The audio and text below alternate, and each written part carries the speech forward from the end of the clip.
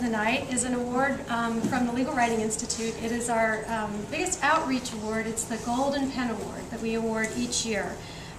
Just a little bit of background about the Golden Pen Award. It was developed in an effort to raise the Legal Writing Institute's profile and to improve the quality of legal writing throughout the profession. And our outreach committee years ago created the Golden Pen Award to recognize those who've significantly advanced the cause of legal writing in the community. The Golden Pen Award recognizes those who've made an extraordinary contribution to the cause of better legal writing.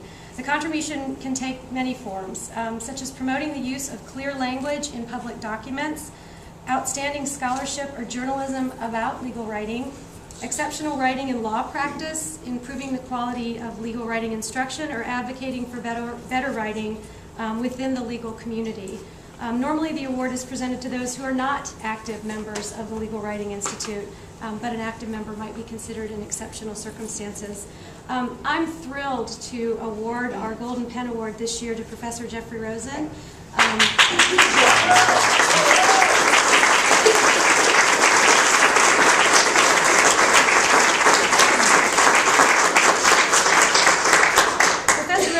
Professor of Law at the George Washington University, where he teaches constitutional law and criminal procedure. He's a graduate of Harvard University, Oxford University, and Yale Law School.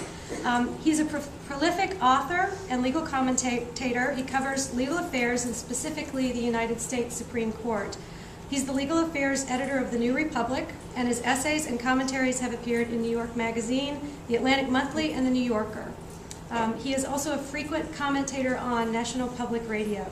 The Chicago Tribune named him one of the 10 best magazine journalists in America, and the LA Times called him, quote, the nation's most widely read and influential legal commentator. He's the author of 4 books. He's a non-resident senior fellow at the Brookings Institution, where he speaks and writes about technology and the future of democracy. The Legal Writing Institute recognized that Professor Rosen's work has made complex legal issues accessible to the wider public. We value and applaud his many contributions to legal writing, and I'm thrilled to present him with this year's Golden Pen Award.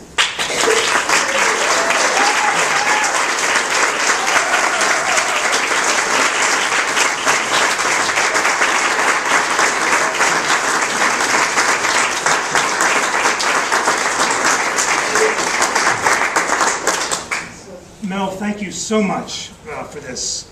Like Judy, I am honored and humbled by this award. The American Legal Writing Institute does such important work, important and sometimes unappreciated, and I can't imagine an organization that I'd rather participate in celebrating the luck that all of us have in promoting legal writing. I feel so lucky to have been doing this for as long as I have. I've had 2 jobs since graduating from law school. The first was at the New Republic magazine, where I went right after graduation, and I'm still there 21 years later. And I've been at GW since 1997. The chance to participate in promoting legal writing and studying the Constitution has just been so exciting. I thought I'd been warned not to go on for too long. I heard about the previous recipient who had a sheaf of 5 pages of notes and got the hook. But I did just want to briefly tell you how I fell into this wonderful opportunity. Basically, I decided I wanted to be a legal writer in law school. I thought I would not be a very good real lawyer, but I'd love to do legal journalism. I had an internship at the New Republic magazine, which was the most exciting thing I'd ever done, writing about the Supreme Court. And right after graduation, I got a phone call asking me to come back as the legal affairs editor.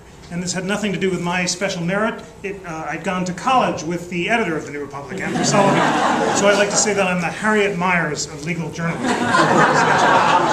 But that was an amazing opportunity. And ever since then, combined with the ability to teach and the freedom that that has given, I've just had the chance to be, I think, a perpetual student, just to learn about new subjects every day and to try to communicate what I've learned as clearly and simply as possible. I think when I started off as a legal writer, I was much more ornate, and I spent a lot of time polishing every phrase, but I've learned that it's better to communicate to be simple. And the best advice I ever got from an editor was someone who said, write it as if you're telling it to someone over dinner.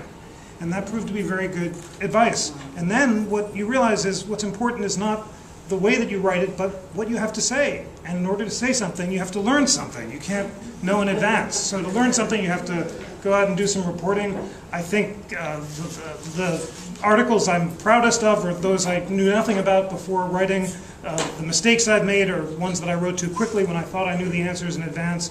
But basically, the reason that I feel lucky every time I wake up in the morning is the chance to write about the Constitution and share what you've learned with others, which is what all of us do, really, as teachers of legal writing, is the essence of democracy. My hero is Louis Brandeis. I'm writing a book about what Brandeis means today, and his beautiful opinion in the Whitney case, I think the greatest free speech opinion ever written, Brandeis talks about how public discussion is a political duty, and the point of free speech is to make people free to develop their faculties. And that's really what we do as teachers and writers about the Constitution. We allow citizens to participate in a public debate, to make up their own minds about the most precious thing that all of us share as American citizens, and that is the intensely contested but profound Constitution. Thank you so much for this wonderful.